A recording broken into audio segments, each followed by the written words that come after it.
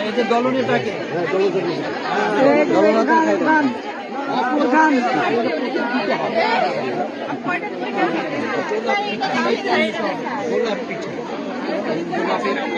এখানে যে রং ব্যবহার করা হয়েছে এটা ফুড কালার, আচ্ছা চমৎকার। এটা কি পিঠা?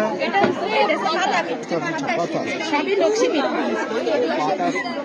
আমাদের চাষ করবে না। এটা হলো পুডিং, চমৎকার। এটা ওই পুডিংটাকে এলোমেলো পিঠা, এলোমেলো পিঠা,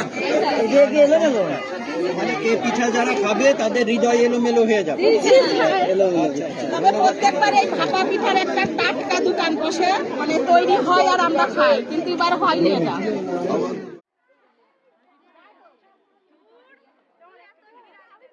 বক্তব্যের সাথে পরে ওই ফুটেজ অ্যাড করতে